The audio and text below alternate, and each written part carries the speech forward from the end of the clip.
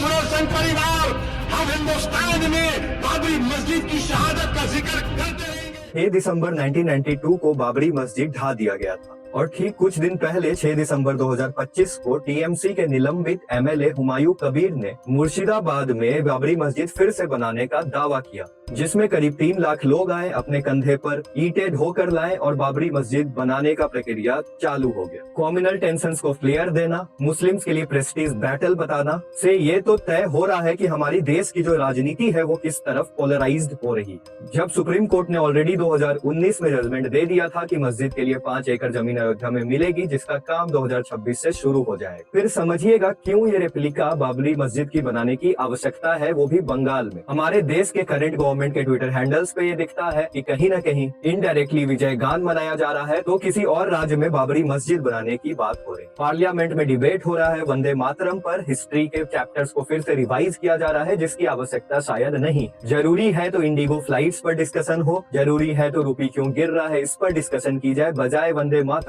हमारे देश की दुर्दशा तो यह है कि बात हो रही है नेहरू और बोस के बीच के संवाद की, जहां पर वंदे मातरम के स्टैंजास को रिमूव कर दिया गया। ऑपोजिशन भी कहीं न कहीं अपनी सफाई देने में लगा है, जहां पर हमारे प्रधानमंत्री अपने स्पीच में 14 बार नेहरू जी का नाम ले रहे हैं, जहां पर 50 बार कांग्रेस का नाम ले रहे हैं, वहां पर क्या ही उम्मीद की जा सकती। जहां पर श्यामा प्रसाद मुखर्जी, अंबेडकर और अनेक लीडर्स के सामने ही ये तय किया गया था कि वंदे मातरम के स्टैंजास कौन रहेंगे कौन नहीं रहेंगे, तो फिर से हिस्ट्री के चैप्टर्स पलटने की आवश्यकता क्या है। सभी लीडर्स की कुछ प्रॉज होती है, कुछ कॉन्स होती है। अगर हमें सीखना ही है नेहरू से, तो हम डेमोक्रेसी, सेकुलरिज्म और उनके साइंटिफिक टेम्पर को सीख सकते हैं। किसी के ब्लंडर्स को रिवाइज करने से ज्यादा इंपॉर्टेंट है कि हम वो नॉन अलाइन मूवमेंट की बात करें, पंचशील की बात करें, कैसे एजुकेशन में उन्होंने यूजीसी की स्थापना की, कल्चरल रूट्स को स्ट्रॉन्ग करने के लिए साहित्य अकादमी बनाया और साइंस के लिए आईआईटी, आईएम्स जैसे इंस्टीट्यूट्स खड़े की। जहां पर हाई कोर्ट भी यही कह रहा है कि राइट टू रिलीजियस असेंबली सभी लोगों का हक है, तो मस्जिद बनाया जा सकता है। इंटरवीन नहीं कर रहा है, बोल रहा है लॉ एंड ऑर्डर तो स्टेट के अंडर आता है। वहीं पर आपको क्या लगता है, कमेंट सेक्शन में बताइए कि क्या हमारा देश को सेकुलर बने रहने की आवश्यकता अभी भी है या नहीं। और यह वीडियो अगर अच्छा लगा तो इसे लाइक और शेयर करें।